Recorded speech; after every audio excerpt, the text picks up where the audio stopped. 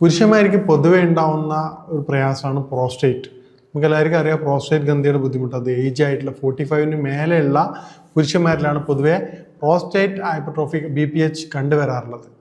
Prostate ലൈംഗിക പ്രശ്നങ്ങൾക്ക് കാരണമാകുമെന്ന് ചില പേഷ്യൻസ് ചോദിക്കാറുണ്ട്. ഡോക്ടർ എൻ്റെ പ്രോസ്റ്റേറ്റ് കൊണ്ട് ഇന്ന പ്രശ്നങ്ങൾ തോന്നുന്നുണ്ട്, അല്ലെങ്കിൽ പ്രോസ്റ്റേറ്റ് കണ്ടുവന്നതിന് ശേഷമാണ് ഡോക്ടർ എനിക്ക് ഈ പറഞ്ഞ ഉദാഹരണത്തിന് പ്രശ്നം ഉണ്ടാവാത്ത അവസ്ഥ, അല്ലെങ്കിൽ എൻ്റെ സ്ഖലനം സംഭവിക്കാത്ത അവസ്ഥ, അല്ലെങ്കിൽ സെക്സോട് താല്പര്യമില്ലാത്ത അവസ്ഥ എന്ന് പറയാറുണ്ട്. ഇതൊരു യാഥാർത്ഥ്യമാണ്. നമുക്ക് പ്രോസ്റ്റേറ്റ് വന്നു കഴിഞ്ഞാൽ അത് 3 പ്രധാനപ്പെട്ട സെക്ഷൽ പ്രശ്നങ്ങൾക്ക് അത് കാരണമാകാറുണ്ട്. അപ്പം ഇന്ന് നമുക്ക് വിശദമായിട്ട് അത് എന്തൊക്കെയാണെന്ന് പരിശോധിക്കാം. ഞാൻ ഡോക്ടർ സയ്യിദ് മുഹസിൻ. പിന്നെ പ്രോസ്റ്റേറ്റ് വന്നു കഴിഞ്ഞാൽ ഏറ്റവും പ്രധാനമായിട്ട് സെക്സ് ബാധിക്കുന്നത് അതിൻ്റെ ഉദാഹരണത്തെയാണ്. അത് പ്രധാനമായിട്ടും 3 തരത്തിലാണ് അത് ബാധിക്കുന്നത്. കാരണം ഒന്ന്, പ്രഷർ കൊണ്ട്, പെൽവിക് പ്രഷർ കൊണ്ട് ഉദാഹരണം ലഭിക്കാത്തൊരവസ്ഥ വരും. പിന്നെ ഹോർമോണൽ ആക്ടിവിറ്റീസ് കൊണ്ട് അത് ഉദാഹരണം ലഭിക്കാത്തൊരവസ്ഥ വരും. രണ്ടാമത്തെ ഒരു കാരണമാണ് ഇജക്ഷൻ നടത്താത്തത്, അതായത് സ്ഖലനം നടക്കാത്തൊരവസ്ഥ. പ്രോസ്റ്റേറ്റിന് കംപ്ലൈൻറ്റുള്ളവർക്ക് എന്ത് ചെയ്യില്ല, കൃത്യമായിട്ട് സ്ഖലനം നടക്കാത്തത്. കാരണം എന്താണ്, പ്രോസ്റ്റേറ്റ് ഗ്രന്ഥിയുടെ ബ്ലോക്കേജ് കാരണം അത് പ്രധാനപ്പെട്ട കാരണമാണ്. സ്ഖലനം നടക്കാത്ത ഒരു സാറ്റിസ്ഫാക്ഷൻ കിട്ടാത്തൊരവസ്ഥ. പിന്നെ ചില മെഡിസിൻ്റെ കോംപ്ലിക്കേഷൻ കാരണം എന്ത് ചെയ്യും, പ്രോസ്റ്റേറ്റിൻ്റെ സ്ഖലനം സംഭവിക്കാത്തൊരവസ്ഥ വരും. അതുപോലെ സ്ഖലനം സംഭവിക്കുന്ന പകരം ബാക്കിലേക്ക് അത് പോവുകയും ചെയ്യാം.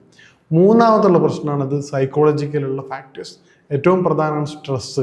കാരണം എന്ത് ചെയ്യും, ഈ ഒരു ബുദ്ധിമുട്ട് കൊണ്ട് എന്നെ കൊണ്ടത് പറ്റൂലേ എന്നുള്ളൊരു ടെൻഷനോട് കൂടിയിട്ട് സെക്സോട് തീരെ താല്പര്യമില്ലാത്തൊരവസ്ഥ വരും. പിന്നീട് ഉണ്ടാകുന്നതാണ് ടയർഡ്നെസ്. കാരണം എന്താണ്, രാത്രി കാലങ്ങളിൽ 1-2 പ്രാവശ്യം അല്ലെങ്കിൽ 2-3 പ്രാവശ്യം എഴുന്നേറ്റിട്ട് മൂത്രമൊഴിക്കേണ്ടി വരും. അത് നോർമൽ സ്ലീപ്പിനെ ഡിസ്റ്റർബ് ചെയ്യും. ഇതെന്ത് ചെയ്യും, ഈ പറഞ്ഞ കാര്യങ്ങൾ. ഇനി പ്രോസ്റ്റേറ്റിൻ്റെ BPHൻ്റെ ബിനൈൻ പ്രോസ്റ്റേറ്റ് ഹൈപ്പർട്രോഫിയുടെ പ്രധാനപ്പെട്ട കാരണങ്ങൾ എന്തൊക്കെയാണെന്ന് നമുക്ക് പരിശോധിക്കാം. ഏറ്റവും പ്രധാനപ്പെട്ട കാരണം ഹോർമോണൽ ഇംബാലൻസിങ് ആണ്. നമുക്ക് എല്ലാവർക്കും അറിയാം, ഏജ് വർദ്ധിക്കുന്നതിനനുസരിച്ച് പുരുഷന്മാരിലെ ടെസ്റ്റോസ്റ്റിറോണിൻ്റെ അളവ് കുറയുകയും ഈസ്ട്രോജൻ്റെ അളവ് അവിടെ നിലനിൽക്കുകയും ചെയ്യും. ഈ ടെസ്റ്റോസ്റ്റിറോണിൻ്റെ അളവ് പ്രോസ്റ്റേറ്റിൻ്റെ ഗ്രോത്ത് വർധനവിന് കാരണമാകും. ഇതാണ് ഏറ്റവും പ്രധാനപ്പെട്ട കാരണം. രണ്ടാമതാണത് പിന്നെ ഏജിങ് ഫാക്ടർ. ഏജിങ് ഫാക്ടർ എന്ന് പറഞ്ഞു കഴിഞ്ഞാൽ നമ്മുടെ ഇപ്പം നോർമൽ ആയിട്ടുള്ള പ്രോസ്റ്റേറ്റ് സെൽസിൻ്റെ ഡെത്ത് ഉണ്ട്, അതും അതുപോലെ തന്നെ പുതിയ സെൽസിൻ്റെ ഗ്രോത്തും തമ്മിലുള്ള ബാലൻസിങ് ഇല്ലാത്തൊരവസ്ഥ. കാരണം ഡെത്ത് സംഭവിക്കാതെ വരികയും പുതിയ ഗ്രോത്ത് കൂടുതൽ വരികയും ചെയ്യുന്നത് പ്രോസ്റ്റേറ്റ് ഹൈപ്പർട്രോഫിയുടെ ഏറ്റവും പ്രധാനപ്പെട്ട കാരണം, പ്രോസ്റ്റേറ്റ് ഗ്രന്ഥിയുടെ വീക്കത്തിൻ്റെ ഏറ്റവും പ്രധാനപ്പെട്ട ഒരു കാരണമാണ്. മൂന്നാമത്തെ ഏറ്റവും പ്രധാനപ്പെട്ട കാരണം ക്രോണിക് ഇൻഫ്ലമേറ്ററി കണ്ടീഷൻസ്. ശരീരത്തിൽ തുടർച്ചയായിട്ടുണ്ടാകുന്ന ഇൻഫ്ലമേഷനും ഇൻഫെക്ഷനും ക്രോണിക് പ്രോസ്റ്റേറ്റിൻ്റെ കാരണം. പിന്നെ മെറ്റബോളിക് ഡിസോർഡേഴ്സ്. കാരണം എന്താണ്, നമ്മുടെ ഇന്നത്തെ സഡൻഡറി ലൈഫ് സ്റ്റൈൽ, കൂടുതൽ ആയിട്ടുള്ള ഭക്ഷണങ്ങൾ, ഇപ്പം റെഡ് മീറ്റ്സ് കൂടുതലായിട്ട് കഴിക്കുക, അത് ഈ പറയുന്ന BPHന് കൂടുതലായിട്ട് കാരണമാണ്. പ്രോസ്റ്റേറ്റിൻ്റെ വളർച്ചയ്ക്ക് അത് വളരെയധികം സഹായം ചെയ്യുന്നുണ്ട്. പിന്നെ ഉണ്ടാകുന്ന നമ്മുടെ സഡൻഡറി ലൈഫ് സ്റ്റൈൽ, കൂടുതൽ ലോങ് ടൈം സിറ്റിങ് ഇതിൻ്റെ പ്രഷർ, പെൽവിക് പ്രഷർ കൂട്ടുകയും അത് ഇതിന് പ്രധാനപ്പെട്ട കാരണമായിട്ട് കണ്ടുവരാറുണ്ട്. ഇനി എന്തൊക്കെയാണ് അതിൻ്റെ സൈൻ ആൻഡ് സിംറ്റംസ് എന്ന് നമുക്ക് നോക്കാം. പ്രോസ്റ്റേറ്റ് ഗ്രന്ഥിയുടെ കംപ്ലൈൻറ്റ് ഉണ്ടാകുന്ന പ്രധാനപ്പെട്ട സൈൻ ആൻഡ് സിംറ്റംസ്. ഏറ്റവും പ്രധാനപ്പെട്ട ലക്ഷണം എന്ന് പറയുന്നത് തുടർച്ചയായിട്ടുണ്ടാകുന്ന മൂത്രമൊഴിക്കാനുള്ള ഒരു ടെൻഡൻസിയാണ്, യൂറിനേഷന് പോകാനുള്ള ടെൻഡൻസി. മൂത്രമൊഴിക്കുമ്പോഴുള്ള പ്രയാസം എന്ന് പറഞ്ഞാൽ പേഷ്യൻസ് പറയാറുണ്ട്. ഡോക്ടർ രാവിലെ ചില പേഷ്യൻസ് അറിയാത്ത, പ്രോസ്റ്റേറ്റ് ആണെന്ന് അറിയാത്ത പേഷ്യൻസിനോട് നമ്മൾ ഹിസ്റ്ററി എടുക്കുന്ന സമയത്ത് അവർ പറയാം, ഡോക്ടർ രാവിലെ അല്ലെങ്കിൽ മൂത്രമൊഴിക്കുന്ന സമയത്ത് ഫസ്റ്റ് ഒരു ശക്തി ഇല്ലാത്ത ഒരു ഫ്ലോ ഉണ്ടാവും, പിന്നീട് മാത്രമേ എനിക്ക് ഒരു ബലം കിട്ടുള്ളൂ. അതിൻ്റെ കാരണം എന്താണെന്ന് പറഞ്ഞു കഴിഞ്ഞാൽ പ്രോസ്റ്റേറ്റ് ഗ്രന്ഥിയുടെ ആ ഒരു വീക്ക്നെസ്, എൻലാർജ്മെൻറ്റ് കാരണം കംപ്ലീറ്റ് യൂറിനേഷൻ സംഭവിക്കാത്തൊരവസ്ഥ വരും. കാരണം എന്താണ്, പേഷ്യൻസിനോട് ചോദിച്ചാൽ നമുക്ക് മനസ്സിലാവും ഏത് സമയത്തിന് സാറ്റിസ്ഫാക്ഷൻ ഉണ്ടാവില്ല അവർക്ക്. കംപ്ലീറ്റ് ചെയ്തിപ്പം ഒതു കൊടുക്കേണ്ട മുസ്ലിംസ് ആയിട്ടുള്ള പേഷ്യൻസാണ്, അവർക്ക് മനസ്സിലാവും യൂറിൻ കംപ്ലീറ്റ് പാസ്സാകാത്ത അവസ്ഥ വരും. അപ്പോൾ അവരെന്ത് ചെയ്യും, ടിഷ്യൂ പേപ്പറൊക്കെ വെച്ചിട്ട് അഡ്ജസ്റ്റ് ചെയ്യും. ഇതിൻ്റെ കാരണം എന്താണ്, ഈ പ്രോസ്റ്റേറ്റ് ഗ്രന്ഥിയുടെ യൂറിൻ കംപ്ലീറ്റ് പാസ്സാകാതെ അവിടെ പെൻഡിങ് ആയിട്ട് നിൽക്കും. കുറേ പ്രസ് ചെയ്ത് കഴിഞ്ഞാലും കുറച്ച് വരുന്നല്ലാതെ എന്നാലും അവിടെ ഒരു ബാലൻസിങ് ആയിട്ട് കിടക്കും. അവർക്ക് ഫീൽ ആവും, പക്ഷെ എത്ര പ്രഷർ ചെയ്ത് കഴിഞ്ഞാലും പുറത്ത് വരാത്തൊരവസ്ഥ. ഇതാണ് നേരത്തെ പറഞ്ഞ രണ്ടാമത്തെ യൂറിൻ സ്റ്റാർട്ട് ചെയ്യുമ്പോൾ എന്ത് ചെയ്യും, നേരത്തെ ആ യൂറിൻ എത്തുന്നൊരു പ്രഷറും ഉണ്ട്, എന്ത് ചെയ്യും, പ്രോസ്റ്റേറ്റ് നേരത്തെ ബ്ലോക്കായി കിടക്കുന്ന യൂറിൻ പെട്ടെന്ന് തന്നെ പാസ് ചെയ്ത് പോകും. അപ്പോൾ അത് നമുക്ക് കൺട്രോൾ കിട്ടില്ല. യൂറിൻ ശരിക്കും പെൻഡീസ് നമ്മൾ സ്ട്രോങ് ആയിട്ട് നോർമലായിട്ട് എന്ത് ചെയ്യും, അത് പോകുന്നതായിരിക്കും. പക്ഷെ അത് വളരെ കൺട്രോൾലെസ് ആയിട്ട് ഫോഴ്സ് കുറവായിട്ടാണ് അത് പോകാറ്. ഇതാണ് ഏറ്റവും പ്രധാനപ്പെട്ട ലക്ഷണം. രണ്ടാമത്തെ പ്രധാനപ്പെട്ട ലക്ഷണം റിക്കറൻ്റ് ആയിട്ട് മൂത്രമൊഴിക്കാനുള്ള ടെൻഡൻസി.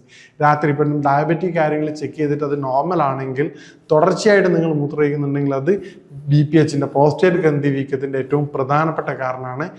പ്രോസ്റ്റേറ്റിൻ്റെ ചില പേഷ്യൻസ് പറയുന്ന ബുദ്ധിമുട്ടാണ്, ഡോക്ടർ സിവിയർ ആയിട്ടുള്ള വേദന ഉണ്ടാവാറെന്ന് പറയും.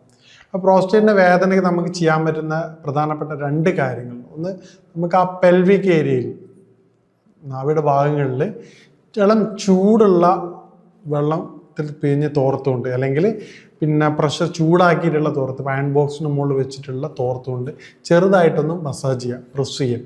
അതോടൊപ്പം തന്നെ ചെറുതായിട്ടുള്ള ലൈറ്റ് ചൂടിൽ ഒലിവ് ഓയിൽ ചെറുതായിട്ട് മസാജ് ചെയ്യുന്നതും ഇൻഫ്ലമേഷൻ കുറക്കാൻ സഹായിക്കും. അത് നേരത്തെ പറഞ്ഞ വേദന കുറക്കാൻ വളരെയധികം ഹെൽപ്പാക്കും.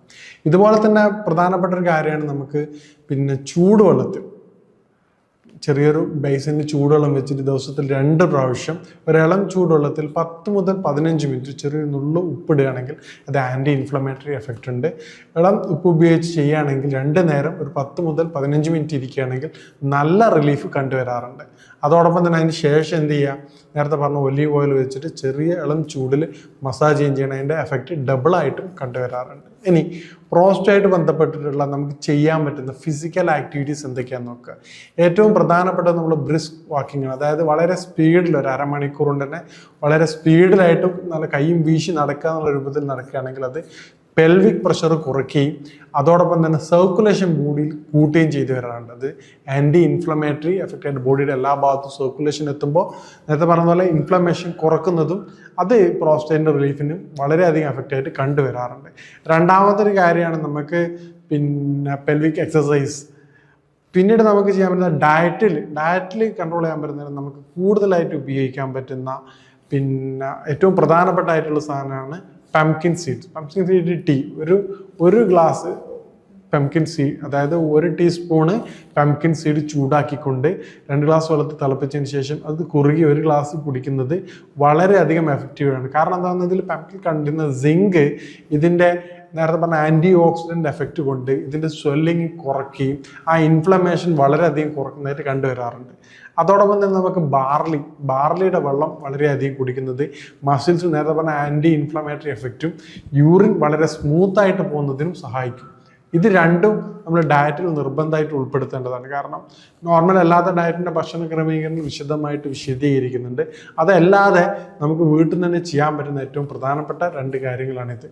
പിന്നീട് നമ്മൾ ഭക്ഷണത്തിൽ ഏറ്റവും പ്രധാനമായിട്ട് ശ്രദ്ധിക്കേണ്ടത് ഡ്രൈ ഫ്രൂട്ട്സിലുള്ള അത്തിപ്പഴം വളരെ എഫക്റ്റീവാണ്. ഈ പറഞ്ഞ പ്രോസ്റ്റേറ്റിൻ്റെ തടുപ്പിന് അത്തിപ്പഴം കഴിക്കുന്നത് അതിൻ്റെ പ്രോസ്റ്റേറ്റിൻ്റെ തടുപ്പ് വളരെയധികം കുറഞ്ഞു വരുന്നതായിട്ട് ചില പേഷ്യൻസിൽ കണ്ടുവരാറുണ്ട്. അതോടൊപ്പം തന്നെ നമ്മളിപ്പോൾ ഈ പറഞ്ഞ റെഡ് മീറ്റ്സ് പൂർണ്ണമായിട്ടും ഒഴിവാക്കേണ്ടതാണ്. അത് നേരത്തെ ഈ പറഞ്ഞ കാര്യങ്ങൾ ഇത് കൂട്ടുകയും ചെയ്യുന്നുണ്ട്.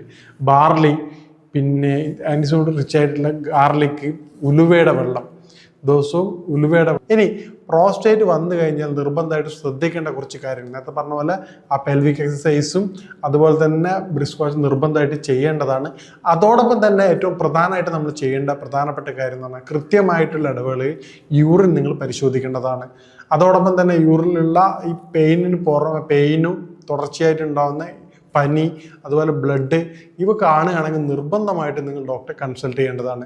അതോടൊപ്പം തന്നെ വളരെ സ്മൂത്ത് ആയിക്കൊണ്ടുള്ള ഡ്രസ്സുകൾ, അടിവസ്ത്രങ്ങൾ ധരിക്കാൻ പ്രത്യേകം ശ്രദ്ധിക്കേണ്ടതാണ്. യൂറിൻ യാതൊരു കാരണവശാലും ബ്ലോക്ക് ആവാതെ കൃത്യമായ ഇടവേളയിൽ യൂറിനേഷൻ നടത്താൻ നിർബന്ധമായിട്ടും ശ്രദ്ധിക്കേണ്ടതാണ്. നേരത്തെ പറഞ്ഞ ആ പെൽവിക് മസാജും അതുപോലെ സിറ്റ് ബാത്തും നിങ്ങൾ നിർബന്ധമായിട്ടും ചെയ്യുകയാണെങ്കിൽ നിങ്ങളുടെ പ്രോസ്റ്റേറ്റായിട്ട് ബന്ധപ്പെട്ട പ്രശ്നങ്ങൾ നിങ്ങൾക്ക് പൂർണ്ണമായിട്ടും മാറ്റിയെടുക്കാവുന്നതിന്. സർജറി ചെയ്ത് കഴിഞ്ഞാൽ പോലും ചില കേസിൽ ചില പേഷ്യൻസ് പറയാറുണ്ട്, ഡോക്ടറെ സർജറി ചെയ്തിരുന്നു പക്ഷേ വീണ്ടും അതേ ബുദ്ധിമുട്ട് വന്നിട്ടുണ്ട്. നേരത്തെ പറഞ്ഞാൽ എൻലാർജ്മെൻ്റ് ആണ് അതിൻ്റെ കാരണം. അതിൻ്റെ ലൈഫ് സ്റ്റൈൽ കാര്യങ്ങൾ നിങ്ങൾ പിന്തുടരുകയാണെങ്കിൽ വീണ്ടും അതേ അവസ്ഥ നിങ്ങൾക്ക് തിരിച്ചു വരും. അതുകൊണ്ട് നേരത്തെ പറഞ്ഞ കാര്യങ്ങൾ നിർബന്ധമായിട്ട് ഒഴിവാക്കേണ്ടതാണ്. അതോടൊപ്പം തന്നെ ലോങ് സ്റ്റാൻഡിംഗ് ഉള്ള ഒരു വ്യക്തിയാണെങ്കിൽ ഓരോ ഹാഫ് ആൻ അവറിന് ശേഷം ചെറിയ ബ്രേക്ക് കൊടുത്തുകൊണ്ട് അത് നിങ്ങളുടെ പെൽവിക് പ്രഷർ കുറക്കാൻ സഹായിക്കും. ഈ പറഞ്ഞ രൂപത്തിൽ നിങ്ങൾ ശ്രദ്ധിക്കുകയാണെങ്കിൽ നിങ്ങൾക്ക് പ്രോസ്റ്റേറ്റിൻ്റെ ഗ്രന്ഥിയുടെ വീക്കവും അതോടനുബന്ധിച്ചുണ്ടാകുന്ന മറ്റ് പ്രശ്നങ്ങളും നേരത്തെ പറഞ്ഞ കോംപ്ലിക്കേഷൻസും നിങ്ങൾക്ക് പൂർണ്ണമായിട്ടും ഒഴിവാക്കുന്നതാണ്. ഇനി മറ്റൊരു ഹെൽത്ത് വിഷയമായിട്ട് കാണാം. നന്ദി.